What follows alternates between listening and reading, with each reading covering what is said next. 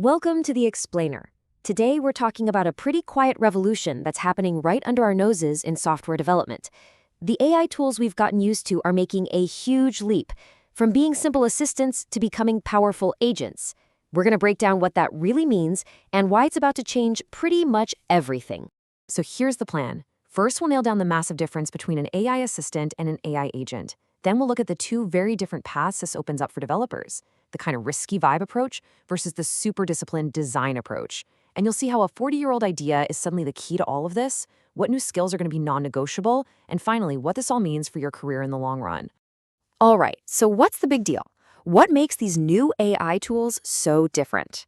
I can tell you right now, it is so much more than just getting a better autocomplete. We are talking about a fundamental shift in how we interact with our machines and, honestly, who's really driving. Look, for a while now, we've had assistive AI, right? Think GitHub Copilot. It's like a really good navigator in your car. It suggests turns, it gives you options, but you're still the one with your hands on the wheel. You are the only actuator. But now we're moving into the era of agentic AI. This is the self-driving car. It doesn't just suggest a route, it executes a whole bunch of complex, multi-step tasks all on its own. It can read your entire codebase, it can edit files, it can run commands. It's not just a language model trying to predict the next word anymore. It's what's called a policy over actions. It has a strategy, and it has the power to act on it. And this is the core of what we call agentic coding. The AI is stuck in this constant loop. It reasons about a problem, it acts, and then it observes the result and learns from it. Reason, act, observe, over and over. This is not a passive tool just waiting for you to type something. It's an active participant, and that changes everything. So with this new power, every single developer is now standing at a crossroads, and there are two completely different philosophies for how you can work from here on out. The first path, and let's be honest, it's the most tempting one, is something people are calling vibe coding. This is where you give the agent a really vague prompt, something like, hey, build me a login page, and it just churns out a mountain of code. And then you just kind of merge it without a really deep review. You're not working with certainty, you're just working on a vibe that it's probably fine. But the other path is way more disciplined. Instead of just letting the AI run wild, you first build what one engineer calls an oracle. Think of this as a carefully built sandbox. It's got clear specs, super strict constraints, a whole battery of tests. And only then, once that sandbox is built, do you let the AI do its thing, but it's forced to operate inside the walls you've already built for it. Which, of course, immediately brings up the big question, right? If this disciplined path is the better way to go, what's the game plan? How do we actually build these oracles that can reliably guide an AI? To build that oracle, we need a solid framework. And funnily enough, the answer isn't some hot new take from last week's conference. The key insight actually comes from a foundational idea in software engineering that's basically been waiting for this exact moment for almost 40 years.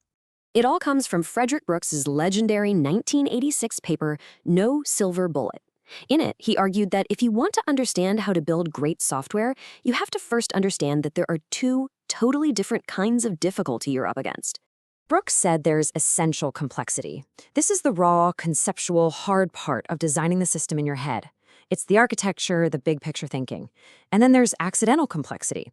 This is all the tedious work of just translating that brilliant design into code. The syntax, the boilerplate, what some people call the schlep of just typing it all out. And this quote from a modern engineer just nails Brooks' point decades later. I have now designed this whole system in my head. The work is done. Now it is just the schlep. The truly creative, difficult part, the essential work, is the design. Everything that comes after that is just the grind of implementation. And this is the light bulb moment. This is the core shift that's happening right now. These AI agents are the ultimate attack on accidental complexity. They're automating the schlep right out of existence, making the cost of translating a great idea into code almost zero. And that leaves us, the humans, to focus purely on the essential conceptual work. So, if the schlep is gone, if all the tedious code writing is automated away, what skills actually matter for a senior engineer anymore? What does being an expert even look like in this new world? Expertise in this new era really boils down to two main skills. The first is constraint engineering. This is the art of building that perfect sandbox. It's about defining the rules of the game so precisely that the AI literally cannot give you the wrong answer. And the second is evaluation engineering. This is about being a brilliant detective, having the skills to rigorously inspect what the AI built and verify that it's not just working, but that it's actually correct. In practice, this means a whole new disciplined workflow.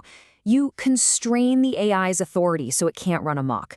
You isolate its execution in sandboxes or containers for the same reason. You make verification a first-class citizen. You demand tests and checks for everything. You encode the rules of the road, the non-negotiables. And maybe most critically, you minimize the size of the changes it makes. You insist on small, easy-to-review steps instead of these huge, mysterious code dumps. This completely changes our definition of a senior engineer.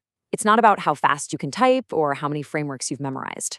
True seniority now is about your ability to look at a complex, chaotic problem and know exactly where to draw the lines, what constraints you need to impose to guide the AI to a brilliant solution. And this is the most important part. Writing a constraint is easy. The real value, the thing that makes you an expert, is the knowledge of what needs constraining in the first place. And that knowledge is just compressed experience. It's built from years of watching things break in the real world, and that is something an AI just can't generate on its own. All right, let's bring it all home. Let's look at what's actually happening in the industry today and what this all means for the long-term bet you're making on your own career. So check this out. Right now, there is this massive paradox in our industry. Recent data shows that the adoption rate for AI coding tools is through the roof, over 90%. But then, when you ask experienced developers if they have high trust in what the AI produces, that number just tanks. It plummets to under 3%.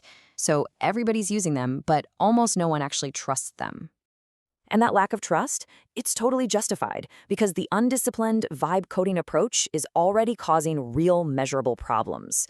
Studies are showing things like a 4-fold increase in code duplication, a rise in code churn, and this dangerous new kind of technical debt people are calling understanding debt. That's where teams are building systems that literally no one on the team can maintain or even fully understand. And so, this leaves every single one of us with a choice. The accidental schlep of coding is being automated away. All that's left is the essential work of design and deep thinking. So the question you have to ask yourself is this. Are you going to be a simple relay, just passing requirements to a machine and hoping for the best? Or are you going to step up and be the great designer, the one who does the essential work that truly matters? Because that choice is going to define the rest of your career.